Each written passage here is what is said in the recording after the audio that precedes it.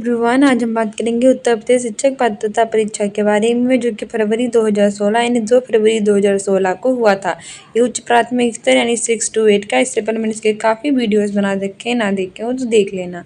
इसमें हमारा सबसे पहले भाग बनाता है बाल विकास और शिक्षा शास्त्र यानी कि चाइल्ड डेवलपमेंट एंड पेडागोजी। और इसमें फर्स्ट क्वेश्चन है कि देश के अनुसार बालक का विकास आनुवंशिकता तथा वातावरण का गुणनफल है। यानी इनमें से वो कौन थे जिन्होंने ये कहा था कि जो बालक का विकास होता है ये आनुवंशिकता, और जो वातावरण होता है यानी हेरेडिटी, और जो इन्वायरमेंट होता है इसका क्या है, गुणनफल। ऑप्शन ए है वुडवर्थ, ऑप्शन बी है गैरेट, ऑप्शन सी है हॉलैंड, ऑप्शन डी है थॉर्नडाइक। सही आंसर हो जाएगा ऑप्शन है वुडवर्थ। वुडवर्थ के अनुसार बालक का विकास कैसे होता है, आनुवंशिकता और वातावरण का गुणनफल है। किसका, आनुवंशिकता और वातावरण का। व्याख्या भी है कि आनुवंशिकता के व्यवहार के रचना तंत्र का निर्माण होता है। यानी आनुवंशिकता से क्या होता है, व्यवहार के रचना तंत्र का निर्माण, और तथा वातावरण उस रचना तंत्र के व्यवहार की एक निश्चित दिशा विकसित करता है। यानी कि आनुवंशिकता से तो व्यवहार रचना तंत्र का निर्माण होता है, और वातावरण से क्या होता है, उससे उस रचना तंत्र के व्यवहार की निश्चित दिशा होती है विकसित। बीज में वृक्ष बनने की संभावना नहीं रहती है, लेकिन वातावरण के आधार पर उसका जो विकास होता है उसका क्या निर्धारित होता है, उसका कैसा स्तर रहेगा, किस तरह का स्तर होगा, इस चीज़ें जो होती हैं वो निर्धारित होती हैं। वहीं दोनों में से किसी एक के अभाव में वृक्ष का समुचित ढंग से विकास होना संभव नहीं है।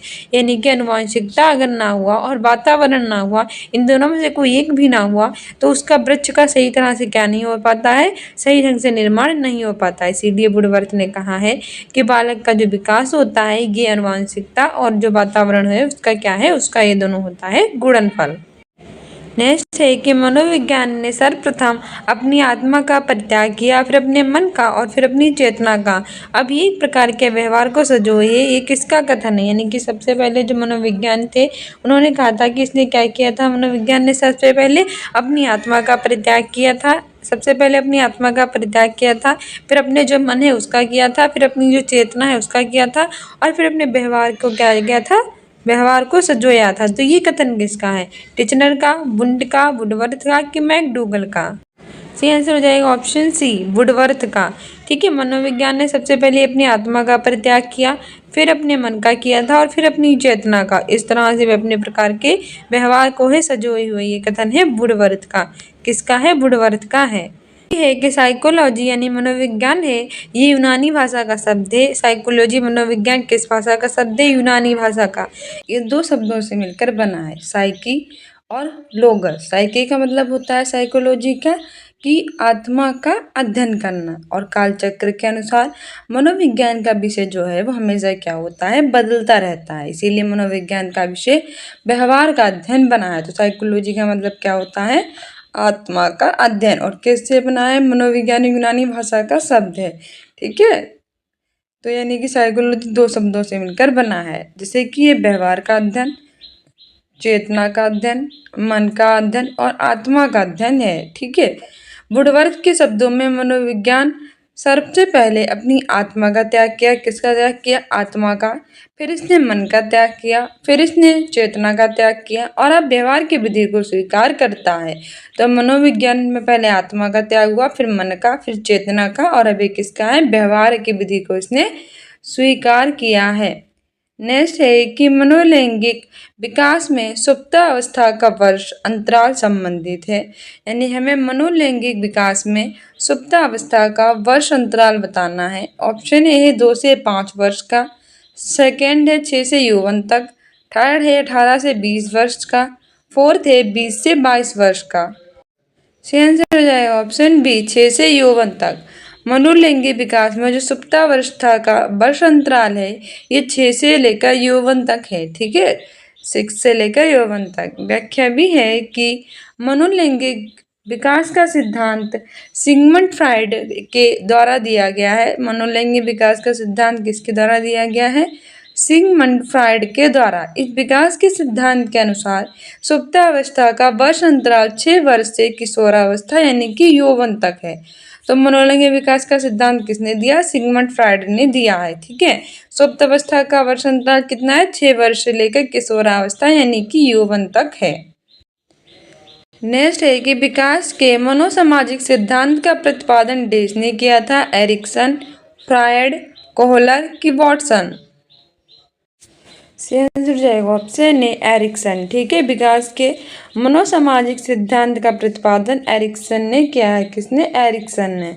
व्याख्या भी है कि विकास के मनोसामाजिक विकास का सिद्धांत का प्रतिपादन सन 1950 में एरिक्सन ने किया था। इनका मानना था कि विकास में जैविक कारकों की अपेक्षा सामाजिक कारकों की महत्वपूर्ण भूमिका होती है।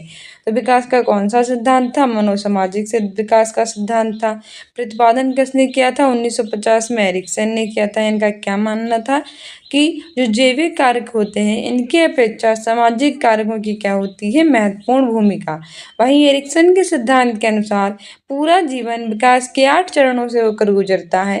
प्रत्येक चरण एक विशिष्ट विकासात्मक मानक होते हैं। कितने चरणों से होकर गुजरता है? प्रत्येक 8 चरणों से होकर गुजरता है। ठीक है, जिसे पूरा करने में आने वाली समस्याओं का समाधान करना अत्यंत आवश्यक होता है। और एरिक्सन के अनुसार समस्या कोई भी संकट नहीं होती है, बल्कि संवेदनशीलता और सामर्थ्य को बढ़ाने वाला महत्वपूर्ण बिंदु होती है। एरिक्सन ने क्या कहा था कि प्रॉब्लम है कि समस्याएं कोई संकट नहीं है। क्या है? ये संवेदनशीलता और सामर्थ्य को बढ़ाने वाला क्या है? महत्वपूर्ण बिंदु। नेक्स्ट है कि डेस के अनुसार इदम, अहम तथा परा अहम व्यक्तित्व के 3 घटक हैं। रूरा, युंग, एडलर कि फ्रायड?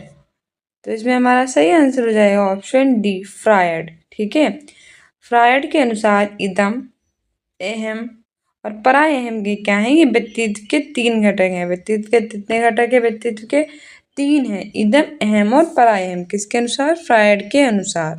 ठीक है, व्याख्या भी है कि फ्रायड थे, उन्होंने व्यक्तित्व को स्पष्ट करने के लिए मनोविश्लेषणात्मक सिद्धांत का प्रतिपादन किया था। तो फ्रायड किससे संबंधित है? व्यक्तित्व से संबंधित है। इन्होंने किस सिद्धांत का प्रतिपादन किया? मनोविश्लेषणात्मक सिद्धांत का किया प्रतिपादन। उन्होंने व्यक्तित्व के मनोविश्लेषणात्मक सिद्धांत के 2 मुख्य संप्रदाय, चेतन, अर्धचेतन, वाचेतन, दूसरा ईद अहम और परा अहम माने जाते हैं। तो आपसे पूछ लेता, ईद अहम और परा अहम किससे संबंधित है? फ्रायड से। चेतन, अर्धचेतन और अचेतन किससे संबंधित है? ये भी फ्रायड से। फ्रायड ने व्यक्तित्व की संरचना में ईद अहम और परा अहम अंतः इन तीनों तत्वों को विशेष महत्व दिया। तत्व ये हैं और संबंध इनका ए है। इदम का संबंध किससे है? जन्मजात वंशानुगत क्षेत्र से। अहम का संबंध किससे है? यथार्थ जगत से। और परायहम का संबंध किससे है? नैतिक मूल्यों से, आत्मा की अंतःकरण की पुकार से। तो ये भी पूछ लेता है कि इदम किससे संबंधित है? तो जन्मजात वंशानुगत क्षेत्र।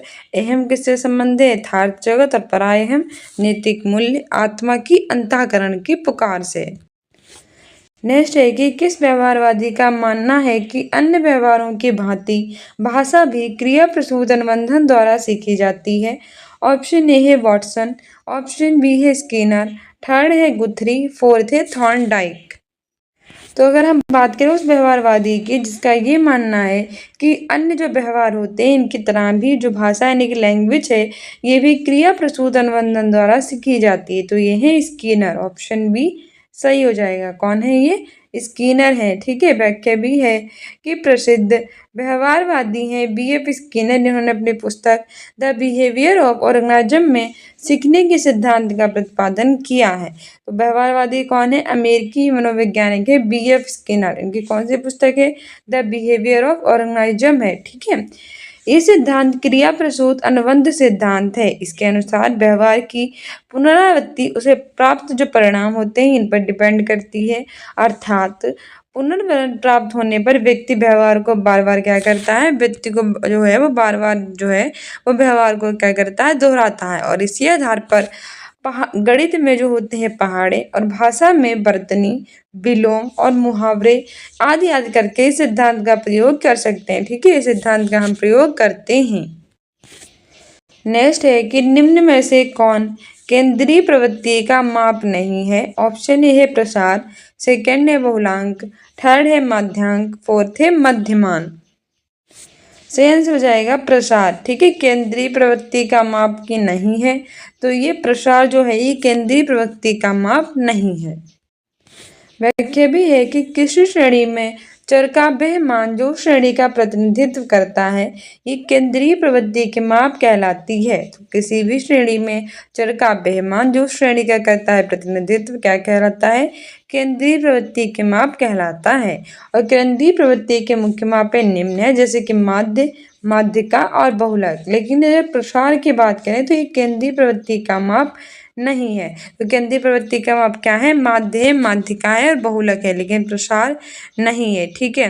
नेक्स्ट है कि अधिगम में यानी कि लर्निंग में प्रयत्न और भूल यानी कि ट्रायल एंड एरर इस सिद्धांत का प्रतिपादन किसने दिया? बहुत फेमस है, पावलोव, हैगार्टी, थॉर्नडाइक की हल। तो अधिगम में यानी कि लर्निंग में प्रयत्न और भूल ट्रायल एंड एरर की बात करें तो ये थॉर्नडाइक ने दी। किसने दी? थॉर्नडाइक ने दिया था इस सिद्धांत का प्रतिपादन। व्याख्या भी है कि अधिगम में प्रयत्न और भूल सिद्धांत का प्रतिपादन थॉर्नडाइक ने दिया। इस सिद्धांत के अनुसार प्रयास और त्रुटि के द्वारा सीखने वाला एक निश्चित उद्दीपक के लिए एक निश्चित अनुक्रिया करने में होता है परिपक्व। ठीक है, क्या करता है ये? प्रयास और त्रुटि के द्वारा जो सीखने वाला होता है ये निश्चित उद्दीपक के लिए निश्चित अनुक्रिया करने में परिपक्व जो है वो हो जाता है। और इस सिद्धांत को ही उद्दीपक अनुक्रिया सिद्धांत, चयन और संबंध का सिद्धांत भी कहते हैं। क्या कहते हैं? उद्दीपक अनुक्रिया सिद्धांत, चयन और संबंध का सिद्धांत। और थॉर्नडाइक ने किस पर प्रयोग किया था? तो बिल्ली पर। किस पर? केट पर। बिल्ली पर इन्होंने प्रयोग किया था। ठीक है, किस पर प्रयोग किया था? बिल्ली पर। नेक्स्ट है कि निम्नलिखित मापन के स्तरों में सबसे अच्छा कौन है? यानी कि ऑप्शन ए है नामिक, ऑप्शन बी है अनुपात, थर्ड है क्रमिक, फोर्थ है अंतराल। इन चारों में से मापन के स्तरों में सबसे अच्छा कौन है ये बताना है। सही आंसर हो जाएगा ऑप्शन बी अनुपात। मापन के स्तरों में सबसे अच्छा जो है, सबसे अच्छा ये अनुपात है। ठीक है, ऑप्शन बी सही हो जाएगा। व्याख्या भी है कि मापन के स्तरों में सबसे अच्छी विधि जो होती है वो अनुपात विधि होती है, जिसमें दो या फिर दो से अधिक तथ्यों को मापने के लिए अनुपात का सहारा लिया जाता है। इससे मापन की त्रुटि की संभावना न्यूनतम रहती है। तो मापन के स्तरों में मापने के लिए सबसे अच्छी विधि कौन सी है? अनुपात विधि। इसमें क्या होता है? इसमें दो या फिर दो से अधिक जो तथ्य होते हैं उनको मापने के लिए हम लेते हैं अनुपात का सहारा, और इसमें त्रुटि यानी कि गलती, मिस्टेक होने की संभावना रहती है कम। नेक्स्ट है कि निम्नलिखित में से कौन व्यक्तित्व का प्रक्षेपी परीक्षण नहीं है? ऑप्शन ए है रोसा स्याही धब्बा परीक्षण, ऑप्शन बी है टीएटी, थर्ड है शब्द साचार्य परीक्षण, फोर्थ है 16 पीएफ परीक्षण। तो व्यक्तित्व की बात करें, इसका प्रक्षेपी परीक्षण नहीं पूछा है, नहीं, तो वो ऑप्शन डी सही हो जाएगा, 16 पीएफ परीक्षण। ये व्यक्तित्व का प्रक्षेपी परीक्षण नहीं है। ठीक है, कौन सा? 16 पीएफ परीक्षण। व्याख्या भी है कि प्रक्षेपी परीक्षण वे परीक्षण होता है जिसमें व्यक्ति के विचारों की अभिव्यक्ति होती है तथा उसके अभिव्यक्ति से उसके व्यक्तित्व का मापन होता है। तो प्रक्षेपी परीक्षण क्या है? तो ये प्रक्षेपी परीक्षण वे परीक्षण है जिसमें व्यक्ति के जो विचार यानी थॉट्स होते हैं उनकी होती है व्यक्ति। इस व्यक्ति से उसके जो व्यक्तित्व होते हैं उनका क्या होता है? मापन होता है। जैसे कि रोसा स्याही धब्बा परीक्षण, टीएटी तथा शब्द साचार्य परीक्षण। जबकि अगर 16 पीएफ की बात करें तो ये कैसा है? अप्रक्षेपी है। कैसा है? अप्रक्षेपी परीक्षण है। और इसमें व्यक्ति के सामने प्रश्नों को रखते हैं, उसका जवाब प्रश्न के विकल्प के प्राप्त करते हैं, और इन प्रश्नों की संख्या कितनी होती है? 164 होती है। तो प्रक्षेपी परीक्षण क्या है? जिसमें व्यक्ति के विचार अभिव्यक्ति हों, उनके व्यक्तित्व का मापन हो। इसमें कौन कौन से आते हैं? रोसा स्याही धब्बा परीक्षण, टीएटी और शब्द साचार्य परीक्षण। ठीक है। 16 पीएफ परीक्षण क्या है? अप्रक्षेपी परीक्षण है। इसमें प्रश्नों को रखा जाता है और प्रश्नों के विकल्प से प्राप्त किए जाते हैं आंसर। इन प्रश्नों की संख्या कितनी होती है? 164 यानी 164 होती है। तो ये क्वेश्चन याद रखना, पिछली बार ये रिपीट भी हुआ था। नेक्स्ट है कि आवश्यकता का पदानुक्रम सिद्धांत द्वारा प्रतिपादित किया गया था। ऑप्शन ए है वाटसन, सेकेंड है मैस्लो, थर्ड है कोहलर, फोर्थ है पावलोव। चेंज हो जाएगा ऑप्शन बी मैस्लो। आवश्यकता का पदानुक्रम सिद्धांत ये मैस्लो द्वारा प्रतिपादित किया गया। 1954 में अब्राहम मैस्लो ने आवश्यकता के पदानुक्रम सिद्धांत का किया था प्रतिपादन। इसे अभिप्रेरणा के मार्ग के सिद्धांत के नाम से भी जानते थे और सिद्धांत के अनुसार जब मनुष्य अपने जीवन के अस्तित्व के लिए किसी वस्तु की कमी का अनुभव करता है तो उसे प्राप्त करने के लिए प्रेरित हो जाता है। तो आवश्यकता का पदानुक्रम सिद्धांत किसने दिया? अब्राहम मैस्लो ने दिया। कब दिया? 1954 में दिया। इसमें क्या है, इसे हम अभिप्रेरणा के मार्ग के सिद्धांत के नाम से भी जानते हैं, क्योंकि इसमें क्या होता है कि जो मनुष्य है वो अपने जीवन के अस्तित्व के लिए अगर किसी भी वस्तु की कमी का क्या करता है अनुभव, तो उसे प्राप्त करने के लिए होता है प्रेरित, क्योंकि ये चीज़ हमारे लिए ज़रूरत है, तो इसी ज़रूरत को हमें पूरा करना है। मैस्लो ने मनुष्य की 5 आवश्यकताओं को चिन्हित किया जिसमें मनुष्य क्या होता है, प्रेरित यानी कि मोटिवेट होता है। तो ये 5 कौन कौन सी हैं? ये हैं शारीरिक, सुरक्षा, सामाजिक, सम्मान और आत्मानुभूति। कौन के हैं? शारीरिक है, सुरक्षा है, सामाजिक है, सम्मान है और आत्मा अनुभूति है। इनको प्राप्त करने के लिए व्यक्ति कुछ भी कर सकता है। मैस्लो की ये 5 है। कौन सी है? 5 है। किसकी है? मैस्लो की। कब दी थी? 1954 में दी थी। कौन कौन सी हैं? शारीरिक, सुरक्षा, सामाजिक, सम्मान और आत्म अनुभूति हैं। नेक्स्ट है कि निम्नलिखित में से किसको मुख्य अधिकारी ग्रंथि कहते हैं? ऑप्शन ए है थायराइड ग्रंथि, ऑप्शन बी है एड्रिनल ग्रंथि, थर्ड है अंतस्रावी ग्रंथि, फोर्थ है पीयूष ग्रंथि। तो मुख्य अधिकारी ग्रंथि ये पीयूष ग्रंथि को कहते हैं। किसे कहते हैं? पीयूष ग्रंथि को मुख्य अधिकारी ग्रंथि कहते हैं। व्याख्या भी है कि पीयूष ग्रंथि को हम मुख्य अधिकारी ग्रंथि कहते हैं क्योंकि इस ग्रंथि के द्वारा ही अन्य ग्रंथियों को नियंत्रित और निर्देशित किया जाता है। तो मुख्य अधिकारी ग्रंथि कौन सी है? पीयूष ग्रंथि। क्यों है? क्योंकि इसके द्वारा हम बाकी ग्रंथियों को कहते हैं नियंत्रित और निर्देशित। ठीक है, तो ऑप्शन हमारा बिल्कुल सही हो जाएगा डी। पीयूष ग्रंथि को हम अधिकारी ग्रंथि कहते हैं। नेक्स्ट है कि डेस ने सामूहिक आचेतन का संप्रत्यय दिया था? युग, फ्रायड, एडलर की सलीवन। तो बात सही आंसर है ऑप्शन है युंग। युंग ने सामूहिक आचेतन का संप्रत्यय दिया था। तो सामूहिक आचेतन का संप्रत्यय किसने दिया था? युंग ने दिया था। व्याख्या भी है कि सामूहिक आचेतन का संप्रत्यय मनोवैज्ञानिक युंग के द्वारा दिया गया। मनोवैज्ञानिक है युंग। इनके अनुसार आचेतन मन का एक हिस्सा होता है जो समाज, लोग और मानव जाति के द्वारा अपने विचारों और अनुभवों को साझा करता है। तो सामूहिक आचेतन का संप्रत्यय किसने दिया? मनोवैज्ञानिक युंग ने दिया था। मनोवैज्ञानिक जो युंग थे उनके अनुसार क्या होता है, जो अचेतन मन होता है किसका अचेतन मन होता है किसका हिस्सा होता है? ये मन का ही होता है एक पार्ट, जो समाज, लोग और मानव जाति के द्वारा अपने जो विचार होते हैं और जो अपने अनुभव एक्सपीरियंस होते हैं उनको करता है साझा। वहीं अचेतन वे स्थिति होती है जो कि हमारे मन और हमारे व्यवहार में होती है, परंतु सामान्यतः क्या नहीं होती? प्रदर्शित नहीं होती। किसी विशेष परिस्थिति में ही वो होती है प्रदर्शित। तो अचेतन क्या है? अचेतन वे स्थिति है जो मन और व्यवहार में होती है। कहाँ होती है? मन और व्यवहार में। लेकिन सामान्यतः क्या नहीं होती? प्रदर्शित नहीं होती। और विशेष परिस्थितियों में क्या होती है? परिस्थिति में ये विशेष में होती है प्रदर्शित। नेक्स्ट हमारा है कि अंगूर खट्टे हैं, डेस का उदाहरण है? दमन, युक्तिकरण, प्रतिगमन, प्रतिक्रिया, निर्माण। सही आंसर हो जाएगा ऑप्शन सी, युक्तिकरण। अंगूर खट्टे हैं ये युक्तिकरण का उदाहरण है। ठीक है, व्याख्या भी है कि अंगूर खट्टे हैं यह वाक्य युक्तिकरण का है उदाहरण। युक्तिकरण मनोवैज्ञानिक रूप से रक्षा प्रणाली है जिसमें विवादास्पद व्यवहार को तार्किक रूप से उचित ठहराने की कोशिश की जाती है और परिणाम के अनुसार कारण को क्या किया जाता है? व्यक्त किया जाता है। तो अंगूर खट्टे हैं किसका है ये वाक्य? ये वाक्य युक्तिकरण का है उदाहरण। युक्तिकरण क्या होता है? ये मनोवैज्ञानिक रूप से होती है रक्षा प्रणाली। इसमें विवादास्पद जो व्यवहार है उसको हम तार्किक रूप से उचित ठहराने की क्या करते हैं? कोशिश, और परिणाम के अनुसार कारण को क्या करते हैं? कारण को हम करते हैं व्यक्त। नेक्स्ट है कि अधिगम का क्रिया प्रसूत अनुबंधन सिद्धांत देश के द्वारा दिया गया था? Pavlov, Thorndike, Tolman, Skinner. तो अधिगम की लर्निंग के क्रिया प्रसूत अनुबंधन सिद्धांत की बात करें तो ये स्किनर के द्वारा दिया गया था। किसके द्वारा? स्किनर के द्वारा। किसे? अधिगम के क्रिया प्रसूत अनुबंधन सिद्धांत को।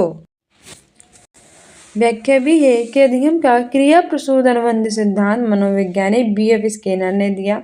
इस सिद्धांत के अनुसार क्या होता है कि व्यवहार के पुनरावृत्ति तथा परिमार्जन उसके परिणामों के द्वारा निर्देशित होती है। तो अधिगम का कौन सा सिद्धांत है? क्रिया प्रसूत अनुबंधन सिद्धांत। किसने दिया है? मनोवैज्ञानिक BF स्किनर के द्वारा दिया गया है। इसमें क्या होता है कि हमारे व्यवहार के पुनरावृत्ति तथा परिमार्जन और उसके परिणामों के द्वारा क्या होती है? निर्देशित होती है। व्यक्ति क्या करता है? व्यक्ति व्यवहार का संचालन करता है, जबकि इसे बनाए रखने के लिए उससे प्राप्त जो परिणाम है उन पर क्या करता है? उन पर करता है निर्भर, अर्थात उसके व्यवहार का संबंध किससे होता है? व्यवहार का संबंध होता है परिणाम से। और इसी प्रकार व्यवहार को सीखने की प्रक्रिया जो होती है उसे ही हम क्रिया प्रसूत अनुबंधन कहते हैं। और इसके द्वारा चूहे पर किया गया प्रयोग मुख्य माना जाता है। कौन सा प्रयोग मुख्य माना जाता है? चूहे पर किया गया प्रयोग। नेक्स्ट है कि औसत बुद्धि वाले बालकों की बुद्धि लब्धि यानी IQ डेज के बीच होगी 50 से 59, 70 से 89, 90 से 109, 110 से 129। तो अगर हम बात करें औसत बुद्धि वाले बालकों की बुद्धि लब्धि की, तो ये 90 से 109 होगी। कितनी होगी? 90 से लेकर 109 होगी। और ये किसकी होगी? ये औसत बुद्धि वाले जो बालक हैं इनकी बुद्धि लब्धि यानी IQ होगी। व्याख्या है कि साइमन बिने परीक्षणों का प्रयोग करके मनोवैज्ञानिक टर्मन ने 1916 में बुद्धि लब्धि के वितरण की तालिका तैयार की। किसने? साइमन बिने ने परीक्षण का प्रयोग किया और मनोवैज्ञानिक जो टर्मन थे उन्होंने 1916 में बुद्धि लब्धि की वाली तालिका जो थी ये तैयार की थी। ये बहुत इंपॉर्टेंट तालिका है, एग्जाम में अक्सर पूछी जाती है। तो देख लीजिए 130 से अधिक बुद्धि लब्धि कितनी? ऐसे सभी बालक जिनकी 130 से अधिक बुद्धि लब्धि है तो वो प्रतिभाशाली है। कई बार क्वेश्चन आया है कि प्रतिभाशाली बालक की बुद्धि लब्धि कितनी है? 130 से अधिक है। ठीक है। नेक्स्ट है 121 से 130, तो ये है प्रखर बुद्धि। 111 से 120 ये है तीव्र बुद्धि। 91 से लेकर 110 ये है सामान्य बुद्धि। 81 से 90 ये है मंद बुद्धि। 70 से 80 ये है अल्प बुद्धि। और 71 से कम जितने भी हैं वो सब कितने हैं? जड़ बुद्धि हैं। तो सबसे पहले 71 से कम वाले आ जाओ, तो 71 से कम जितने भी हैं जड़ बुद्धि हैं। 70 से 80 वाले अल्प बुद्धि हैं। 81 से 90 वाले मंद बुद्धि हैं। 91 से 110 वाले सामान्य हैं। 111 से 120 तीव्र वाले हैं। 121 से 130 प्रखर हैं और 130 से अधिक सब हैं प्रतिभाशाली। नेक्स्ट है कि बंडूरा का कथन है कि बच्चे प्रतिक्रियाएं प्रतिमानीकरण द्वारा सीखते हैं, जिसको डेस भी कहा जाता है। ऑप्शन ए है अभ्यास द्वारा सीखना। ऑप्शन बी है अंतर्दृष्टि द्वारा सीखना। थर्ड है निरीक्षणात्मक अधिगम। फोर्थ है पुरस्कार द्वारा सीखना। आंसर हो जाएगा ऑप्शन सी निरीक्षणात्मक अधिगम। बंडूरा का कथन है कि बच्चे प्रतिक्रियाएं प्रतिमानीकरण द्वारा सीखते हैं, जिसको हमने निरीक्षणात्मक अधिगम भी कहा जाता है। क्या कहते हैं? निरीक्षणात्मक अधिगम। व्याख्या है कि अल्बर्ट बंडूरा के द्वारा अधिगम के क्षेत्र में सामाजिक अधिगम सिद्धांत का प्रतिपादन किया गया था। किसके द्वारा? अल्बर्ट बंडूरा के द्वारा। किसका? अधिगम के क्षेत्र में सामाजिक अधिगम सिद्धांत का प्रतिपादन। इसके अनुसार बच्चे प्रतिक्रियाएं प्रतिमानीकरण द्वारा सीखते हैं। इसके अनुसार बच्चे कैसे सीखते हैं? प्रतिक्रियाएं प्रतिमानीकरण द्वारा, जिसे निरीक्षणात्मक अध्ययन भी कहते हैं, जिसमें बच्चे अपने से बड़ों के व्यवहार का निरीक्षण करके उसी तरह के व्यवहार को प्रदर्शित करते हैं। इसमें बच्चे क्या करते हैं कि उनसे बड़े जो हैं वो जैसा व्यवहार करते हैं उसी तरह के व्यवहार को करते हैं प्रदर्शित। नेक्स्ट है कि पियाजे की संज्ञानात्मक विकास सिद्धांत में अमूर्त तर्क एक परिपक्व नैतिक चिंतन किस अवस्था की विशेषताएं हैं? संवेगात्मक, पूर्व संक्रियात्मक, औपचारिक कि मूर्त संक्रियात्मक? से आंसर हो जाएगा ऑप्शन सी औपचारिक संक्रियात्मक। पियाजे के जो संज्ञानात्मक विकास सिद्धांत है उसमें जो अमूर्त तर्क और परिपक्व नैतिक चिंतन है ये औपचारिक संक्रियात्मक की विशेषता है, क्योंकि पियाजे ने 4 प्रकार की अवस्थाओं का वर्णन किया था। एग्जाम देता है कि पियाजे ने किसके विकास की बात की? संज्ञानात्मक विकास यानी कॉग्निटिव डेवलपमेंट की। इसमें कितनी अवस्थाएं थी? 4 अवस्थाएं। पहली कौन सी थी? संवेदीगामक अवस्था। कब से कब तक थी? जन्म से 2 वर्ष तक। दूसरी कौन सी थी? पूर्व संक्रियात्मक अवस्था, कब से कब तक की? 2 से 7 वर्ष। तीसरी थी मूढ़ संक्रियात्मक अवस्था, 7 से 11 वर्ष। और चौथी थी औपचारिक संक्रियात्मक अवस्था, 11 से 14 वर्ष। ठीक है। और चौथी अवस्था में बालक में चिंतन में पूर्ण क्रमबद्धता आ गई थी और आमूर्त तर्क और परिपक्व निधि चिंतन का भी क्या हो गया था? विकास हो गया था। नेक्स्ट है कि जन्मजात व्यक्तित्व गुणों का योगफल है समानता, निरंतरता, वंशानुक्रम और उत्साह। सही आंसर हो जाएगा ऑप्शन सी, वंशानुक्रम। वंशानुक्रम जन्मजात व्यक्तित्व गुणों का है योगफल। व्याख्या भी है कि आनुवंशिकता का विकास शारीरिक और मानसिक गुणों के संचरण से होता है जो माता पिता से बच्चों में जीन्स के माध्यम से होते हैं प्रवेश, और इसी के द्वारा जो वंशानुक्रम होता है इसका होता है निर्धारण। इसीलिए हम कह सकते हैं कि जो वंशानुक्रम है वो क्या है? जन्मजात व्यक्तित्व गुणों का है योगफल।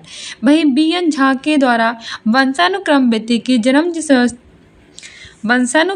की जन्मजात विशेषताओं का पूर्ण योग है। कैसा योग है? पूर्ण योग। किसके द्वारा? बी.एन. झा के द्वारा।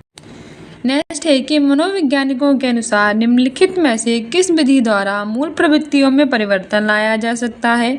सहसंबंध, मार्गांतरीकरण, विलयन की नवीनीकरण। सही आंसर हो जाएगा मार्गांतरीकरण। मनोवैज्ञानिकों के अनुसार जो मार्गांतरीकरण है इस विधि के द्वारा जो इसकी मूल प्रवृत्तियां इसमें क्या लाया जा सकता है? इसमें परिवर्तन लाया जा सकता है। व्याख्या भी है कि मार्गांतरीकरण अर्थात जो पुनर्निर्देशन होता है इसके द्वारा ही मूल प्रवृत्तियों में लाया जा सकता है परिवर्तन। मार्गांतरीकरण का अर्थ होता है कि जो मूल प्रवृत्ति हैं इनकी क्रियाशीलता को अच्छे कार्य दिशा की ओर मोड़ना। मूल प्रवृत्ति या फिर क्रियाशीलता को क्या करना? अच्छे कार्य या फिर दिशा की ओर मोड़ना। नेक्स्ट है कि प्रत्ययों का बनते रहना एक देश प्रक्रिया है। विषम, अनियमित, सामयिक की संचयी। सही आंसर हो जाएगा संचयी। प्रत्ययों का बनते रहना एक संचयी प्रक्रिया है। ठीक है, कैसी प्रक्रिया है? संचयी है। व्याख्या भी है कि प्रत्ययों के बनते रहना एक संचयी प्रक्रिया है जिसके अंतर्गत अलग अलग तथ्यों का संग्रह करके हम प्रत्ययों का निर्माण कर सकते हैं। संचय का तात्पर्य है इकट्ठा यानी कि संग्रह करना। तो प्रत्ययों के बनते रहना कैसा है? तो प्रत्ययों का बनते रहना एक संचयी प्रक्रिया है और इसके अंतर्गत क्या होता है? जो अलग अलग तथ्य होते हैं उनका संग्रह करके प्रत्ययों का निर्माण करना होता है। इसका तात्पर्य होता है संचयी का इकट्ठा यानी कि संग्रह करना। नेक्स्ट है कि निम्नलिखित में से कौन सा भूलने का कारण नहीं है? हमसे ऐसा कारण पूछा है जो भूलने का नहीं है। ऑप्शन ए है मानसिक द्वंद्व, सेकेंड है पुनरावृत्ति का अभाव, थर्ड है सीखने की मात्रा और फोर्थ है शिक्षक की योग्यता। सही आंसर हो जाएगा ऑप्शन डी, शिक्षक की योग्यता। भूलने की बात करें तो भूलने का कारण कौन सा नहीं है? शिक्षक की योग्यता ये नहीं है। जबकि जब मानसिक द्वंद्व होता है मतलब दिमाग में कई तरह की चीज़ें चलती तो हम भूल जाते हैं। पुनरावृत्ति का अभाव यानी कि रिवीजन नहीं करते हैं तो भी भूल जाते हैं, यानी वो चीज़ें दोबारा नहीं दिखती। तो सीखने की मात्रा, इससे भी इंसान भूल जाता है। ठीक है, कि अधिगम प्रक्रिया के अंतर्गत बालकों में भूलने की प्रवृत्ति उनमें उत्पन्न मानसिक और शारीरिक दोष का कारण होते हैं। इसके अलावा मानसिक द्वंद्व, पुनरावृत्ति का अभाव और सीखने की मात्रा यानी कि अधिकता की स्थिति में भी भूलने का प्रमुख कारण है। यानी कि जब व्यक्ति भूल जाता है इसके कई सारे होते हैं कारण, जैसे कि उनके मानसिक और शारीरिक दोष होते हैं, मतलब दिमाग में कोई तरह की उलझन हो या फिर शरीर स्वस्थ ना हो तो भी भूल जाता है व्यक्ति। इसके अतिरिक्त मानसिक द्वंद्व चलता है और अगर पुनरावृत्ति का अभाव, रिवीजन नहीं करते हैं या फिर सीखने की मात्रा नहीं अधिकता हो, बहुत सारा चीज़ें हो तो भी हम भूल जाते हैं। ठीक है, कि भूलने में शिक्षक का कोई भी योगदान नहीं होता है। नेक्स्ट है कि स्पीयरमैन 1904 के अनुसार तर्क करने की क्षमता और समस्या समाधान करने की क्षमता कहलाती है यस कारक, जी कारक, विशिष्ट बुद्धि, सांस्कृतिक कारक। तो स्पीयरमैन 1904 के अनुसार तर्क करने की क्षमता और समस्या समाधान करने की क्षमता जी कारक कहलाती है। क्या कहलाती है? जी कारक। ठीक है, व्याख्या भी है कि ब्रिटेन के मनोवैज्ञानिक हैं स्पीयरमैन, इन्होंने बुद्धि के द्विकारक सिद्धांत का प्रतिपादन किया। तो कहाँ के मनोवैज्ञानिक है? ब्रिटेन के। कौन है? स्पीयरमैन ने क्या किया? उन्होंने बुद्धि के द्विकारक सिद्धांत दिया। कौन सा कारक? द्विकारक। और इसमें बुद्धि संरचना दो कारकों से मिलती है, सामान्य योग्यता कारक जी फैक्टर, विशिष्ट योग्यता कारक यानी कि यस फैक्टर, जी फैक्टर यानी जनरल फैक्टर, यस फैक्टर यानी कि स्पेशल फैक्टर। ठीक है, ये दो दिए थे।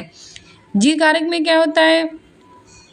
जी कारक एक जन्मजात प्रतिभा कारक के रूप में होती है और प्रत्येक व्यक्ति में इसकी मानसिक क्षमता जो होती है वो डिफरेंट होती है।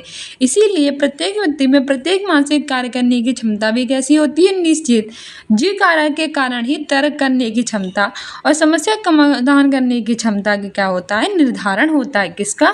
तर्क करने की क्षमता और समाधान समस्या करने की क्षमता। नेक्स्ट है कि पढ़ाते समय सामान्य कक्षा में अध्यापक का सर्वाधिक ध्यान किस मनोवैज्ञानिक तथ्य पर होना चाहिए?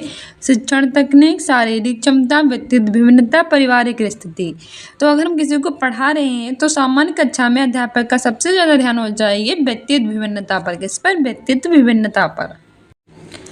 व्याख्या भी है कि पढ़ाते समय सामान्य कक्षा में शिक्षक को सबसे ज़्यादा ध्यान कक्षा में बैठे बालकों के व्यक्तित्व भिन्नता पर देना चाहिए, क्योंकि सभी बालकों में बुद्धि क्षमता का स्तर होता है अलग अलग। साथ ही उनकी वातावरण स्थिति भी अलग होती है, जिसके कारण बालकों में अधिगम क्षमता पाई जाती है, भिन्नता।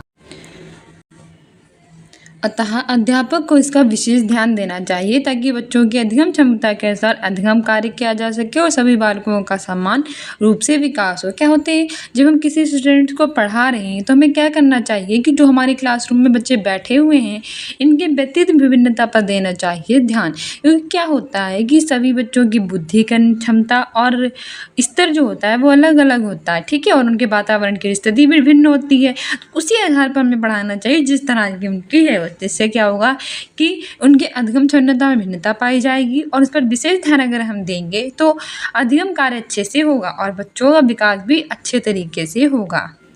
नेक्स्ट है कि अधिगम स्थानांतरण के लिए द्वितत्व सिद्धांत के प्रवर्तक हैं। तो अभी आपको बताया है कि दो तत्व सिद्धांत दिए स्पीयरमैन ने दिया। किसने दिया था? स्पीयरमैन ने। अधिगम स्थानांतरण के द्वितत्व सिद्धांत के प्रतिपादक ब्रिटेन के मनोवैज्ञानिक स्पीयरमैन है। इन्होंने बुद्धि की संरचना दो तत्वों से मिलकर बनी है, सामान्य योग्यता जे फैक्टर, विशिष्ट योग्यता स्पेशल फैक्टर। अभी मैं आपको बता चुकी हूँ।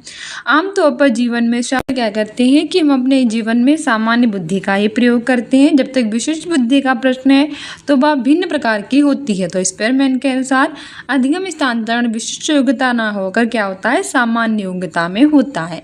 नेक्स्ट है कि सीखी हुई बात है उसको स्मरण रखने या फिर पुनः स्मरण करने की जो सफलता है वो क्या कहलाती है? पुनः स्मरण, विस्मृति, संवेदना की स्मृति। तो सही आंसर हो जाएगा बी, स्मृति। अगर कोई सीखी हुई बात है तो उसको हम स्मरण रखते हैं या उसको फिर से स्मरण करते हैं और फिर असफल उसमें होते हैं तो वो क्या कहलाती है? वो विस्मृति कहलाती है। ठीक है, तो सीखी हुई बात को स्मरण करने या फिर पुनः स्मरण करने की जो असफलता विस्मृति कहलाती है। विस्मृति का मतलब होता है भूलना, जिसमें कोई तथ्य याद नहीं हो पाता, इस दोष को हम विस्मृति कहते हैं। मतलब बहुत प्रयास करने के बाद भी हमें कोई चीज़ याद नहीं हो रही है तो वो विस्मृति कहलाती है। नेक्स्ट है कि व्यक्ति में उन मनोशारीरिक आवश्यकताओं का गतिशील संगठन जो उसके पर्यावरण के साथ अद्वितीय सामंजस्य निर्धारित करता है कहलाता है व्यक्तित्व, समायोजन, संवेदना, चरित्र। सही आंसर हो जाएगा व्यक्तित्व। व्यक्ति में उन मनोशारीरिक आवश्यकताओं का गतिशील संगठन जो उसके पर्यावरण के साथ अद्वितीय सामंजस्य निर्धारित करता है तो वो व्यक्तित्व कहलाता है। क्या कहलाता है? व्यक्तित्व।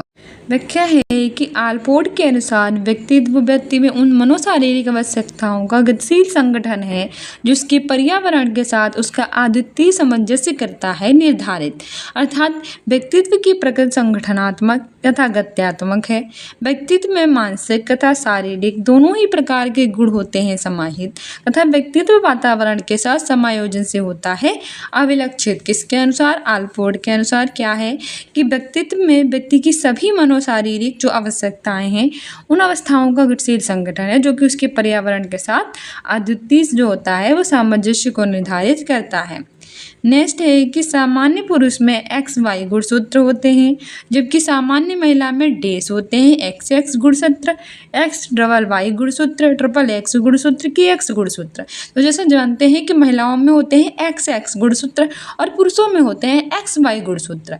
तो ऑप्शन ए सही हो जाएगा, यानी कि जो बच्चे के लिंग का निर्धारण होता है कि बच्चा लड़का होगा या लड़की होगी वो पुरुष पे डिपेंड करता है। लोग महिलाओं को ताना मारते हैं कि तुम्हारे वजह से हमारे यहाँ बेटा नहीं हुआ बेटी हुई, पर ये गलत है, क्योंकि जो पुरुष के गुणसूत्र होते हैं एक्स वाई उनसे निर्धारित होता है कि पुत्र होगा पुत्री, क्योंकि एक्स से एक्स मिलता है तो पुत्री होती है, एक्स से वाई मिलता है तो पुत्र होता है। ठीक है, तो ऑप्शन हमारा बिल्कुल ही सही हो जाएगा कि महिलाओं में एक्स एक्स गुणसूत्र होते हैं। व्याख्या भी है कि पुरुष में एक्स वाई गुणसूत्र होते हैं और महिला में एक्स एक्स होते हैं, और गुणसूत्रों से ही हम लिंग का निर्धारण करते हैं। ठीक है, पुरुष के एक्स वाई और महिला के एक्स एक्स, एक्स वाई मिला तो लड़का हुआ, एक्स एक्स मिला तो लड़की हुआ। नेक्स्ट है कि प्राप्तांकों के समूह का वह बिंदु जिसके नीचे समूह के आधे प्राप्तांक हो जिसके ऊपर समूह के आधे प्राप्तांक होते हैं कहलाता है मध्यमान, बहुलांक, मध्यांक की मानक विचलन। तो संयोजन मध्यांक क्या कहलाता है? मध्यांक कहलाता है। तो प्राप्तांकों के समूह की आरोही या फिर अवरोही क्रम में रखने पर ही समूह के मध्य बिंदु को हम कहते हैं मध्यांक, और माना समूह में प्राप्तांकों की संख्या n, तो मध्यांक बराबर n/2 पद। ठीक है, नेक्स्ट है कि आवर्ती वितरण को रेखा चित्र द्वारा प्रदर्शित करने की विधियों में से डैश एक विधि है आकृति, स्तंभाकृति, गुप्ताक्षराकृति, सोपलिखित आकृति। सही आंसर हो जाएगा स्तंभाकृति। ठीक है, आवर्ती वितरण को रेखा चित्र द्वारा प्रदर्शित करने की विधियों में विधि स्तंभाकृति है। व्याख्या भी है कि आवर्ती वितरण को रेखा चित्र द्वारा प्रदर्शित करने की कई विधियां होती हैं, जैसे कि पाई चार्ट, स्तंभाकृति और वेन आरेख। ठीक है, बोला के उच्च प्राथमिक स्तर 6 to 8 के व्याख्या सहित हल प्रश्न पत्र के बारे में, जो कि 19 दिसंबर 2016 को हुआ था। इससे पहले मैंने 2011 का, 2013 का और 2014 का प्रीवियस ईयर बना रखा हो, ना देखा हो तो प्लेलिस्ट में जाकर देख लीजिए, हमारे 2016 का है। इसके बाद 2017, 2018, 2020 का भी लेकर आएंगे जो हुआ था। हमारा सबसे पहले बाल विकास शिक्षा शास्त्र यानी चाइल्ड डेवलपमेंट पेडागोजी आता है। इसमें फर्स्ट क्वेश्चन है कि थॉर्नडाइक का सिद्धांत निम्न में से कौन सी श्रेणी में आता है? ऑप्शन ए है व्यवहारात्मक सिद्धांत, ऑप्शन बी है संज्ञानात्मक सिद्धांत, ऑप्शन सी है मनोविश्लेषणात्मक सिद्धांत, ऑप्शन डी है इनमें से कोई नहीं। तो अगर हम बात करें थॉर्नडाइक के सिद्धांत की, तो ये व्यवहारात्मक सिद्धांत की श्रेणी में आता है। ऑप्शन ए सही हो जाएगा। ठीक है, थॉर्नडाइक का सिद्धांत किसने आता है? तो ये व्यवहारात्मक सिद्धांत में आता है। व्याख्या है कि व्यवहारात्मक सिद्धांत, थॉर्नडाइक एक जाने माने व्यवहारवादी मनोवैज्ञानिक थे। थॉर्नडाइक कौन थे? ये बहुत ज़्यादा फेमस थे व्यवहारवादी मनोवैज्ञानिक। अतः उन्होंने सीखने की व्याख्या व्यवहारवादी सिद्धांतों के अनुकील की थी। तो उन्होंने सीखने की व्यवस्था कैसे की थी? व्यवहारवादी सिद्धांतों के अनुकील। थॉर्नडाइक ने प्रयास और त्रुटि नामक सीखने का सिद्धांत किया, जिसका प्रयोग बिल्ली के ऊपर यानी कि कैट के ऊपर किया गया था। फर्स्ट क्वेश्चन बनता है कि थॉर्नडाइक ने किसके ऊपर प्रयोग किया था? तो बिल्ली के ऊपर किया था। क्या नाम था इनके सिद्धांत का? प्रयास और त्रुटि यानी ट्रायल एंड एरर था। कैसे थे? व्यवहारवादी मनोवैज्ञानिक थे। ठीक है, ने व्यवहारात्मक सिद्धांत दिया था। ये सब याद रखना एग्जाम के लिए इम्पोर्टेंट है। नेक्स्ट है सीखने के वक्र किसके सूचक हैं? ऑप्शन ए है सीखने की प्रगति के, ऑप्शन बी है सीखने की मौलिकता के, थर्ड है सीखने के गत्यात्मक स्वरूप के, फोर्थ है सीखने की रचनात्मकता के। तो अगर हम बात करें सीखने के वक्र की, तो ये सीखने की प्रगति के सूचक हैं। किसके सूचक हैं? सीखने के वक्र ये सीखने की प्रगति के सूचक हैं। ऑप्शन ए सही हो जाएगा। व्याख्या भी है कि सीखने की प्रगति के सूचक, सीखने के वक्र सीखने की प्रगति का सूचक हैं, क्योंकि सीखने की मौलिकता, गत्यात्मकता और रचनात्मकता इस रचनात्मक कार्यों से रिलेटेड होती है। अतः सीखने का वक्र सीखने की प्रगति के सूचक है। तो सीखने के वक्र किसके हैं? सीखने की प्रगति के हैं सूचक, क्योंकि सीखने की जो मौलिकता होती है, जो गत्यात्मकता होती है, जो रचनात्मकता होती है, ये सब किससे संबंधित होती है? सृजनात्मक कार्यों से। ठीक है, क्रिएटिव वर्कों से होती है रिलेटेड। और सीखने के वक्र किसके होते हैं? ये सीखने की प्रगति के होते हैं सूचक। नेक्स्ट है कि व्यक्तित्व का सामाजिक अधिगम सिद्धांत किसने दिया था? बंडूरा और वाल्टर, डॉलर्ड और मिलर, कार्ल रोजर्स और यूंग। तो तो अगर बात करें व्यक्तित्व के सामाजिक अधिगम सिद्धांत की, तो ये बंडूरा और वाल्टर ने दिया था। ऑप्शन ए बिल्कुल सही हो जाएगा। व्यक्तित्व का सामाजिक अधिगम सिद्धांत किसने दिया? तो ये बंडूरा और वाल्टर ने व्यक्तित्व का सामाजिक अधिगम सिद्धांत दिया था। व्याख्या है कि बंडूरा और वाल्टर ये व्यक्तित्व के सामाजिक अधिगम सिद्धांत के थे प्रतिपादक। इन्होंने 1977 में दिया था। तो व्यक्तित्व यानी पर्सनैलिटी की सामाजिक अधिगम सिद्धांत किसने दिया? बंडूरा ने दिया और वाल्टर ने दिया। कब दिया? 1977 में दिया। जबकि डोलार्ड और मिलर ने अनुकरण अधिगम सिद्धांत, कार्ल रोजर्स ने सूचना प्रक्रिया अधिगम सिद्धांत और युंग का तो बहुत इंपॉर्टेंट है, कई बार पूछा जा चुका है, युंग ने विश्लेषणात्मक मनोविज्ञान का सिद्धांत दिया था। ठीक है, व्यक्तित्व का पूछे तो ये बंडूरा और वाल्टर ने 1977 में, डोलार्ड और मिलर का पूछे तो अनुकरण अधिगम सिद्धांत, कार्ल रोजर्स के पूछे तो सूचना प्रक्रिया अधिगम सिद्धांत और युंग के पूछे तो विश्लेषणात्मक मनोविज्ञान का इन्होंने सिद्धांत दिया। नेक्स्ट है कि मिरर ड्राइंग परीक्षण किसके मापन के लिए प्रयोग होता है? व्यक्तित्व, बुद्धि, अधिगम की नैतिकता।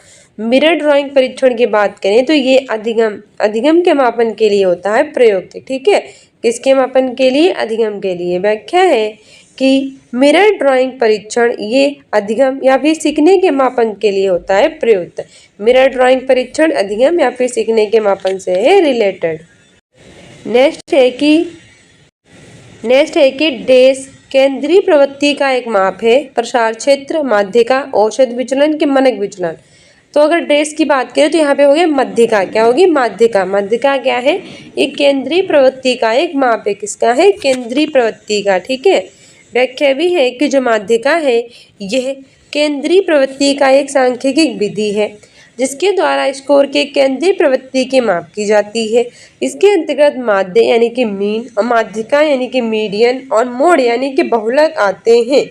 तो माध्यिका क्या होती है? ये हमारी केंद्रीय प्रवृत्ति की एक सांख्यिकी विधि होती है। इसके द्वारा क्या होता है कि स्कोर का जो केंद्रीय प्रवृत्ति है इसकी की जाती है माप। इसके अंतर्गत कौन आता है? माध्य यानी कि मीन आता है, माध्यिका यानी कि मीडियन आता है और बहुलक यानी कि क्या होता है? बहुलक मतलब मोड आता है। ठीक है, नेक्स्ट है कि निम्न में से कौन शेष से भिन्न है? TET, 16 PF, cloud picture test के ड्राई एमएन टेस्ट। तो शेष से भिन्न पूछा है तो 16 पीएफ यानी 16 पीएफ ये इन तीनों से भिन्न है। ठीक है, 16 पीएफ जो है इनसे भिन्न है। व्याख्या भी है कि 16 पीएफ अन्य तीन विकल्प टीएटी, क्लाउड पिक्चर टेस्ट, ड्राई एमएन, इनको तीनों जो होते हैं ये क्या होते हैं? प्रक्षेपी तकनीक होती है। क्या होती है? प्रक्षेपी तकनीक। जबकि 16 पीएफ कैटल द्वारा निर्मित व्यक्तित्व परीक्षण टेस्ट है जो कि प्रक्षेपी नहीं है। तो 16 पीएफ क्या है? ये व्यक्तित्व परीक्षण टेस्ट है जो कि प्रक्षेपी नहीं है। ठीक है, और ये कैटल द्वारा निर्मित है। जबकि टीएडी, पिक्चर क्लाउड टेस्ट, ड्राई एमएन टेस्ट ये तीनों प्रक्षेपी तकनीक हैं, इसलिए ये भिन्न है 16 पीएफ। नेक्स्ट है कि विकासात्मक कार्यों के प्रत्येक के प्रतिपादक कौन है? हॉलिंगवर्थ, हैविगर्स्ट, जीन पियाजे कि हॉल? से आंसर हो जाएगा हैविगर्स्ट। विकासात्मक कार्य के प्रत्येक के प्रतिपादक ऑप्शन भी बिल्कुल सही हो जाएगा। व्याख्या भी है कि विकासात्मक कार्यों के प्रतिपादक अमेरिका के शिकागो यूनिवर्सिटी के प्रोफेसर रॉबर्ट हैविस्ट हैं। नेक्स्ट है कि सृजनशीलता की पहचान के लिए किसने सृजनात्मकता चिंतन परीक्षण का निर्माण किया? तो हमसे पूछा है सृजनात्मकता चिंतन परीक्षण का निर्माण किसने किया सृजनशीलता की पहचान के लिए? ऑप्शन ए है मेरीफील्ड, ऑप्शन बी है टोरेंस, थर्ड है कोल एंड ब्रूस, फोर्थ है केंट। से आंसर हो जाएगा टोरेंस। ठीक है, सृजनशीलता की पहचान के लिए सृजनात्मक चिंतन परीक्षण का निर्माण टोरेंस ने किया। किसने किया? टोरेंस ने। व्याख्या भी कि टोरेंस सृजनात्मक चिंतन परीक्षण का निर्माण टोरेंस द्वारा 1971 में किया गया जिसका अत्यधिक व्यापक प्रयोग किया गया। तो सृजनात्मक चिंतन परीक्षण का निर्माण किसने किया? टोरेंस ने। कब किया? 1971 में किया। ठीक है, नेक्स्ट है कि डेस अधिगम के प्राथमिक नियमों में से एक है। ऑप्शन ए है अभिव्यक्ति का नियम, सेकेंड है प्रभाव का नियम, थर्ड है समानता का नियम, फोर्थ है सहचारी अंतरण का नियम।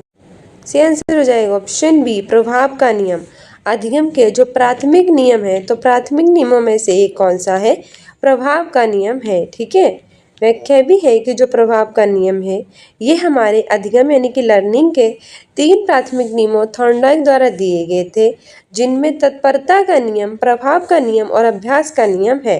तो अधिगम के 3 प्राथमिक नियम किसने दिए थे? तो लर्निंग के 3 प्राथमिक नियम दिए थे थॉर्नडाइक ने, जिसमें क्या आता है? फर्स्ट आता है तत्परता का नियम, सेकेंड आता है प्रभाव का नियम और थर्ड आता है अभ्यास का नियम। ठीक है। नेक्स्ट है कि निम्न में से किसमें अन्वेषण के ऊर्ध्वपागम का उपयोग किया जाता है? केश अध्ययन, प्रयोगीकरण, सर्वेक्षण, अंतर्दर्शन। से आंसर हो जाएगा केश अध्ययन। केश अध्ययन है, इसमें अन्वेषण के ऊर्ध्वपागम का उपयोग किया जाता है। ठीक है, केश अध्ययन यानी केस स्टडी में अन्वेषण के ऊर्ध्वपागम का उपयोग किया जाता है। व्याख्या है कि केश अध्ययन में ऊर्ध्वपागम का प्रयोग केस स्टडी किया जाता है। नेक्स्ट क्वेश्चन है कि जब व्यक्ति का एक परिस्थिति का अधिगम दूसरी परिस्थिति में उसके सीखने तथा निष्पादन को प्रभावित करता है तो उसे कहते हैं। यानी कि जब एक व्यक्ति एक परिस्थिति में कोई चीज़ सीखता है और वही चीज़ें दूसरी परिस्थिति में भी काम आती हैं तो उसे कहते क्या हैं? ऑप्शन ए है चिंतन, ऑप्शन बी है स्मृति, थर्ड है अधिगम अंतरण, फोर्थ है बौद्धिक विकास। तो कॉमन सी बात है, उसे क्या कहेंगे? अधिगम अंतरण कहेंगे। ऑप्शन सी सही हो जाएगा। ठीक है, अधिगम अंतरण एक परिस्थिति का अधिगम दूसरी परिस्थिति में उसके सीखने तथा निष्पादन को प्रभावित करना ही अधिगम का अंतरण कहलाता है। यानी कि एक परिस्थिति में सीखा गया ज्ञान जब दूसरी परिस्थिति में काम आए तो उसे कहते हैं अधिगम का अंतरण।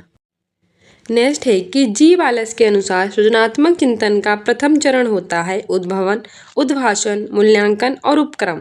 तो अगर बात करें जीव आलस की बात करें तो जीव आलस के अनुसार जो सृजनात्मक चिंतन है उसका प्रथम चरण जो होता है वे उपक्रम होता है। क्या होता है? उपक्रम। ऑप्शन डी सही हो जाएगा। व्याख्या भी है कि उपक्रम यानी कि प्रिपरेशन जीव आलस के अनुसार सृजनात्मक चिंतन के चरण है। सबसे पहले उपक्रम आता है, फिर उद्भवन आता है, फिर उद्भाषण आता है और पूर्ण मूल्यांकन। तो जीव आलस के अनुसार सृजनात्मक चिंतन के चरण में सबसे पहले क्या आता है? उपक्रम यानी कि प्रिपरेशन, फिर आता है उद्भवन, फिर आता है उद्भाषण, फिर आता है मूल्यांकन। नेक्स्ट है कि डेस ने प्रयत्न और भूल के सिद्धांत का प्रतिपादन किया था। मोस्ट इंपॉर्टेंट है और कई बार पूछा जा चुका है, काफ़ी इजी क्वेश्चन है। ऑप्शन ए है पावलव, ऑप्शन बी है हेगार्टी, थर्ड है थॉर्नडाइक, फोर्थ है रॉस। तो अगर बात करें डेस ने प्रयत्न और भूल यानी ट्रायल एंड एरर की बात की थी तो वो थॉर्नडाइक। ठीक है, थॉर्नडाइक ने ट्रायल और एरर यानी प्रयत्न और भूल के सिद्धांत दिया था। व्याख्या है कि थॉर्नडाइक ने अधिगम के प्रयास और भूल सिद्धांत का प्रतिपादन 1898 में किया। ये प्रयोग उसने बिल्ली पर किया था, जबकि पावलव ने अधिगम के क्लासिकल अनुबंध सिद्धांत, पीटर हेगार्टी ने सामाजिक मनोविज्ञान के संज्ञानात्मक सिद्धांत दिए थे। तो थॉर्नडाइक ने क्या दिया? प्रयास और भूल यानी ट्रायल और एरर दिया। कब दिया? 1898 में दिया। किस पर प्रयोग किया था? बिल्ली पर किया था।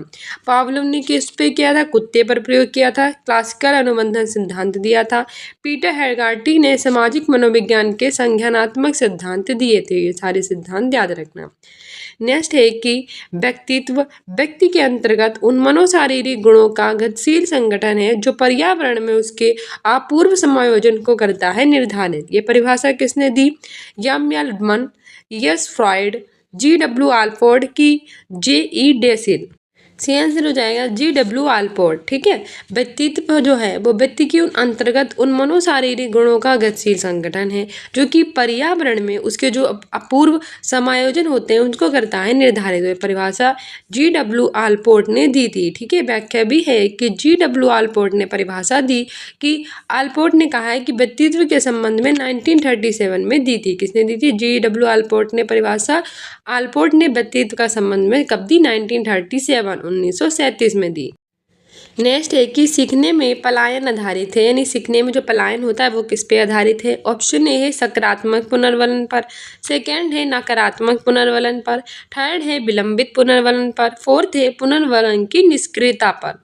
सही आंसर हो जाएगा ऑप्शन बी। सीखने में जो पलायन होता है ये नकारात्मक पुनर्वलन पर होता है आधारित। किस पर पुनर्वलन पर आधारित होता है? नकारात्मक। ठीक है, सीखने में पलायन निगेटिव में होता है। व्याख्या भी है कि सीखने में जो पलायन होता है ये नकारात्मक पुनर्वलन पर आधारित होता है। उदाहरण के रूप में मान लीजिए कि यदि किसी विद्यालय में बच्चों को कठोर दंड देते हैं तो विद्यालय कभी कभी अथवा कभी नहीं आते हैं, इससे सीखने में पलायन की समस्या उत्पन्न हो जाती है। यानी कि क्या होता है, अगर हम बच्चों को कठोर दंड देंगे, उन्हें थप्पड़ मारेंगे, उन्हें हाथ पैर में चोट मारेंगे, अगर उन्हें दंड देते चले जाएंगे तो क्या होती है, बच्चे डर जाएंगे। और बच्चे डर जाने से क्या होगा कि वे क्या तो कभी कभी स्कूल आया करेंगे या फिर इतना डर जाएंगे कभी वो स्कूल ही नहीं आएंगे। ठीक है, तो सीखने में पलायन की समस्या उत्पन्न हो जाती है, नकारात्मक पुनर्वलन। इसीलिए अब बच्चों पर ज़्यादा जो है वो जोर जबरदस्ती नहीं की जाती है, बच्चों को मारा पीटा नहीं जाता है।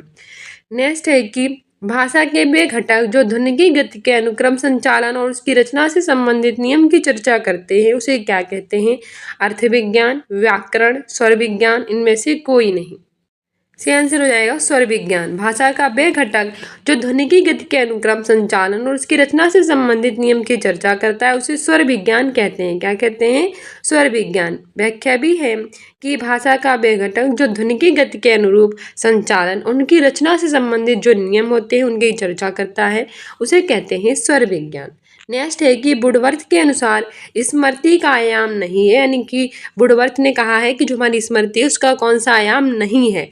ऑप्शन ए है धारण, ऑप्शन बी है पुनः स्मरण, थर्ड है पहचानना, फोर्थ है तर्क करना। तो सही आंसर हो जाएगा तर्क करना। ठीक है, वुडवर्थ के अनुसार स्मृति के कई सारे आयाम हैं जैसे कि धारण, पुनः स्मरण और पहचानना, लेकिन नहीं पूछा है आयाम तो तर्क करना ये आयाम नहीं है। ठीक है, व्याख्या भी है कि स्मरण से तात्पर्य पूर्व सीखे गए विषयों या फिर पाठों को चेतना में लाने से होता है।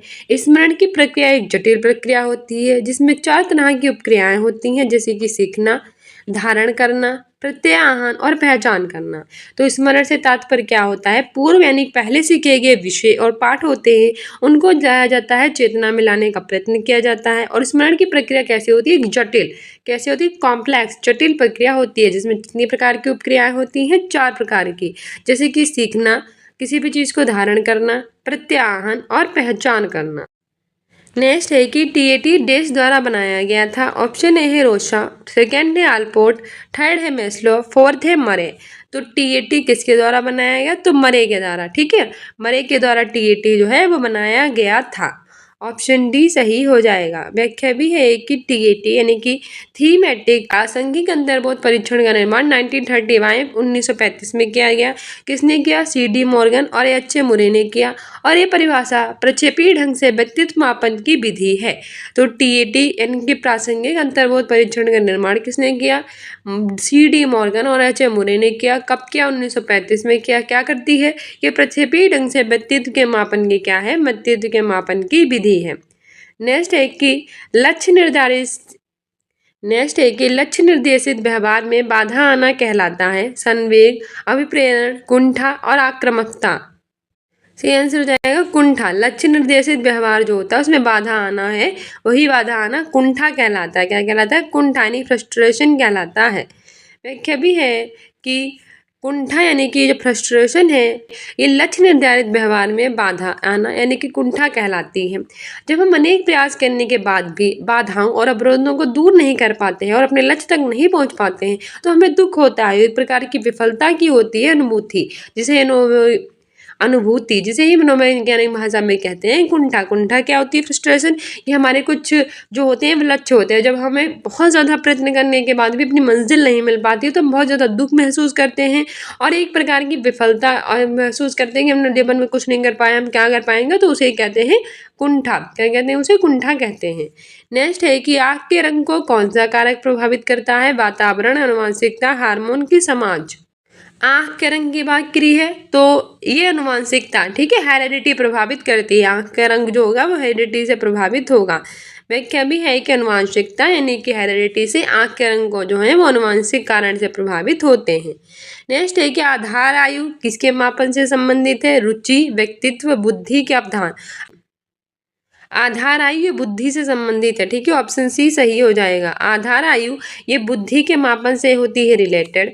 जिस उच्चतम आयु स्तर के सभी प्रश्नों को बालक सही हल करता है उसे आधार वर्ष यानी आयु यानी बेस्ट ईयर कहते हैं।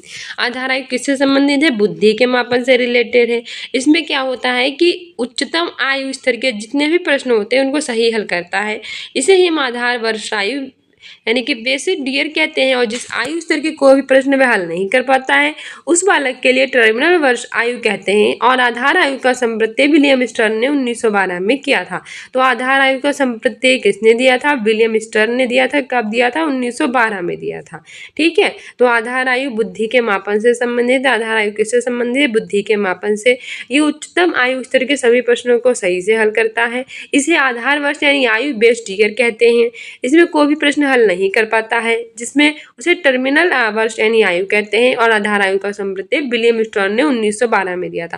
फर्स्ट क्वेश्चन कि आधार आयु का संप्रत्यय किसने दिया था? विलियम स्टर्न ने। कब दिया था? 1912 में दिया था। किससे संबंधित है? आधार आयु बुद्धि के मापन से संबंधित है। जब सभी प्रकार के प्रश्नों को हल करने उसे आधार वर्ष आयु बेस्ड ईयर कहते हैं, और जिसमें नहीं हल कर पाते हैं उसे टर्मिनल वर्ष आयु ईयर कहते हैं। नेक्स्ट है कि शिक्षक द्वारा कक्षा में डांट पड़ने पर छात्र यदि घर आकर अपनी छोटी बहन पर गुस्सा इजहार करता है तो ये किसका उदाहरण बनता है? विस्थापन, उदात्तीकरण, रूपांतर की प्रतिक्रिया निर्माण।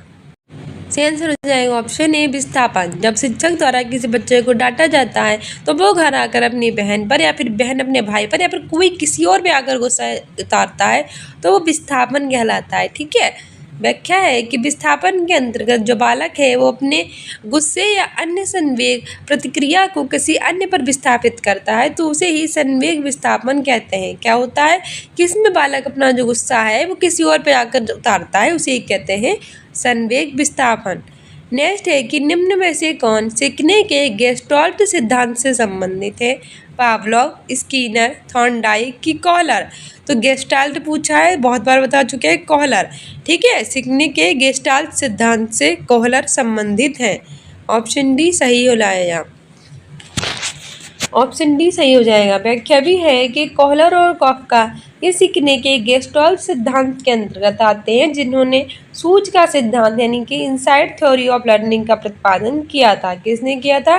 कोहलर और कॉफका ने क्या किया था? सीखने से गेस्टाल्ट सिद्धांत के अंतर्गत सूझ का सिद्धांत inside story of learning, inside theory of learning. Next है कि इरोज शब्द संबंधित है जीवन मूल प्रवृत्ति से, मरण मूल प्रवृत्ति से, भय मूल प्रवृत्ति से कि प्राकृतिक मूल प्रवृत्ति से। तो इरोज की बात करें तो ये जीवन मूल प्रवृत्ति से रिलेटेड थे, ठीक है। ऑप्शन ए सही हो जाएगा। व्याख्या भी है कि फ्रायड ने मूल प्रवृत्तियों को मूलतः दो भागों में बांटा है, जीवन मूल प्रवृत्ति और मृत्यु मूल प्रवृत्ति। तो जीवन मूल प्रवृत्ति को इरोज और तथा मृत्यु मूल प्रवृत्ति को थैनाटोस कहते हैं, ठीक है। तो जीवन मूल प्रवृत्ति को इरोज और मृत्यु मूल प्रवृत्ति को थैनाटोस कहते हैं। नेक्स्ट है कि अहम निर्देशित करता है सुख के सिद्धांत को, वास्तविकता के सिद्धांत को, आदर्शवादी सिद्धांत को, सामान्य सिद्धांत को। सही आंसर हो जाएगा ऑप्शन बी वास्तविकता के सिद्धांत द्वारा। अहम किसके द्वारा निर्देशित किया जाता है? तो वास्तविकता के सिद्धांत द्वारा जो अहम है निर्देशित किया जाता है। व्याख्या भी है कि अहम जो है यह वास्तविक सिद्धांत द्वारा निर्देशित होता है, जबकि इदम जो है ये पार्श्विक इच्छाओं, पराअहम जो है सामाजिक नियंत्रण का प्रतिनिधित्व करता है। तो ये अहम क्या करता है? अहम वास्तविक सिद्धांत को, इदम पार्श्विक इच्छाओं को और पराअहम सामाजिक नियंत्रण को करता है प्रतिनिधित्व। नेक्स्ट है कि काली सिस्टोकाइनिन एक हार्मोन है, यदि इसकी सुई दी जाए तो प्राणी में ऑप्शन ए है भूख अधिक बढ़ जाती है, ऑप्शन बी है भूख और प्यास दोनों में ही वृद्धि होती है, थर्ड है भूख कम लगती है और फोर्थ है कि भूख और प्यास दोनों में कमी आ जाती है। तो अगर बात करें काली सिस्टोकाइनिन की एक हार्मोन होता है, अगर इसकी सुई प्राणी को दी जाए तो इसमें भूख कम हो जाती है। ऑप्शन सी सही हो जाएगा। इसमें क्या होता है? भूख जो होती है वो कम हो जाती है, ठीक है। व्याख्या भी है कि काली सिस्टोकाइनिन एक हार्मोन है, इसकी सुई देने पर प्राणी को भूख कम लगती है। नेक्स्ट है कि बुद्धि परीक्षण में एक 16 वर्षीय बच्चा 75 अंक प्राप्त करता है तो उसकी मानसिक आयु क्या होगी? यानी कि बुद्धि परीक्षण कर रहे हैं, 16 वर्ष का एक बच्चा है और उसे 75 अंक जो हैं वो मिले हैं, तो उसकी मानसिक आयु कितनी है? ऑप्शन ए है 12 वर्ष, ऑप्शन बी है 8 वर्ष, ऑप्शन सी है 14 वर्ष, ऑप्शन डी है 15 वर्ष। तो सही आंसर हो जाएगा ऑप्शन ए 12 वर्ष। बुद्धि परीक्षण में एक 16 वर्षीय बच्चा 75 अंक प्राप्त करता है तो मानसिक आयु कितनी है? 12 वर्ष है। ठीक है, क्योंकि होता क्या है, देखो बुद्धि लब्धि ऐसे नापते हैं, मानसिक आयु बटा वास्तविक आयु मल्टीप्लाई करते हैं 100 से। ठीक है, तो इसमें हमारा इस तरह से 75 बराबर x बटा 16 मल्टीप्लाई 100 से करने पर 75 गुणे 16 बटा 100 बराबर 12 वर्ष आ जाएगा। ठीक है, नेक्स्ट है कि केंद्रीय तंत्रिका तंत्र में होते हैं सभी अंग, मस्तिष्क, मेरुदंड के मस्तिष्क और मेरुदंड। अगर बात करें केंद्रीय तंत्रिका तंत्र की तो इसमें मस्तिष्क और मेरुदंड होते हैं। ऑप्शन डी सही हो जाएगा। ठीक है, मस्तिष्क तथा मेरुदंड केंद्रीय तंत्रिका तंत्र में मस्तिष्क और मेरुदंड होते हैं। केंद्रीय तंत्रिका तंत्र में क्या होते हैं? मस्तिष्क और मेरुदंड। नेक्स्ट है कि मनोग्रस्ति बाध्यता विकृति एक मनोविच्छेदीय विकृति है, समायोजन विकृति है, चिंता विकृति है, कार्य प्रारूप विकृति है।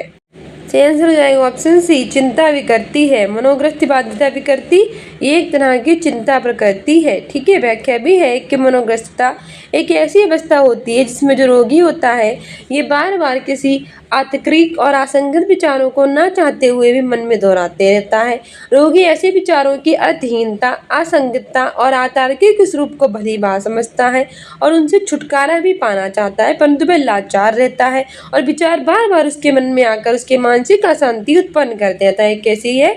चिंता विकृति है। तो मनोग्रस्तता क्या है? एक ऐसी अवस्था होती है जिसमें जो रोगी होता है वो अतार्किक और जो ऐसे विचार जो असंगत होते हैं उसको ना चाहते हुए भी बार बार दोहराता रहता है। ठीक है, और फिर ऐसे में क्या हो जाता है कि जो रोगी होता है वो ऐसे विचारों की अर्थहीनता तो असंगतता तो अतार्किक स्वरूप को भली भांति समझना है और छुटकारा भी पाना चाहता है, परंतु वह लाचार होता है क्योंकि बार बार उसके मन में अशांति को उत्पन्न करते हैं, इसलिए वो पा नहीं पाता। इसलिए एक तरह की क्या होती है? चिंता विकृति। नेक्स्ट है कि सामूहिक अचेतन का संप्रत्यय डेस द्वारा दिया गया था? पावलोव, स्किनर, फ्रायड की युंग। तो सामूहिक अचेतन की बात करें तो युंग द्वारा दिया गया था। किसके द्वारा? युंग द्वारा। ठीक है, तो युंग ने अचेतना को 2 भागों में बांटा था, व्यक्तिगत अचेतन और असामूहिक अचेतन। डियर स्टूडेंट्स, ये था हमारा उत्तर प्रदेश शिक्षक पात्रता परीक्षा दिसंबर 2016 का उच्च प्राथमिक स्तर का प्रीवियस ईयर का पेपर जो 19 दिसंबर 2016 को हुआ था। इससे पहले मैंने 2011 का, 2013 का और 2014 का ऑलरेडी वीडियो बना रखा, ना देखा हो तो प्लेलिस्ट में जाकर देख लीजिए। ये हमारा 2016 का है। इसके बाद 2017, 18, 19, 21 का भी लेकर आएंगे। जितने भी प्रीवियस ईयर है सारे कराएंगे। तो आप हमारे चैनल को सब्सक्राइब कर लीजिएगा, हमें इंस्टाग्राम, टेलीग्राम और मुझ पर फॉलो कर लीजिएगा। कम्युनिटी पोस्ट में आंसर दिया कीजिएगा, मोस्ट इंपॉर्टेंट क्वेश्चन पूछते हैं और शॉर्ट्स भी देखा कीजिए, वो बहुत इंपॉर्टेंट होते हैं। मिलते हैं शॉर्ट्स में। Don't forget to subscribe my channel. Thank you.